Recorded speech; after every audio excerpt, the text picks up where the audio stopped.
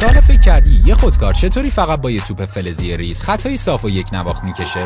قبل از اینکه خودکار ساخته بشه مردم از پر برای نوشتن استفاده میکردن که هی بعد توی مرکب زده میشد و فقط توی زاویه‌ای دقیق کار میکرد. سال 1809 اولین خودنویس ساخته شد، ولی نوک‌های قدیمی زبر بودن، سخت کنترل میشدن و گرون هم بودن. سال 1888 یه مخترع آمریکایی به اسم جان لاود نوک خودنویس رو با یه گوی فلزی کوچیک عوض کرد. این شد اولین خودکار واقعی. قلم بهتر مینوشت ولی مشکل دقت داشت. اگه گوی زیادی صفر بود جوهر نمیومد بیرون، اگه زیادی هم شل بود جوهر نشت میکرد. به خاطر محدودیت ساخت مخترعا رفتن سراغ خود جوهر. خودکارهای اولیه جوهر آبپایه داشتن که دیر خوش میشدن و فقط وقتی قلم عمودی بود خوب کار میکردن. سال 1938 لازلو بیرو یه جوهر روغنی چسبناک معرفی کرد که سریع خوش میشد. این جوهر روی سطح کاغذ میموند و با کمک کشش مویرگی توی بیشتر زاویه‌ها روون مینوشت. با این حال خودکار هنوز به گویای فلزی خیلی دقیق نیاز داشت و همین باعث گرونی میشد. بعداً ابزارهای دقیق صنعت ساعت‌سازی سوئیس کمک کردن گوی‌های 8 میلیمتری رو دقیق و انبوه بسازن و بذارن تو بدنه‌های پلاستیکی و اینجوری قیمت خیلی اومد پایین. الان هم همه خودکارها هنوز از همین طراحی هوشمندانه استفاده میکنن.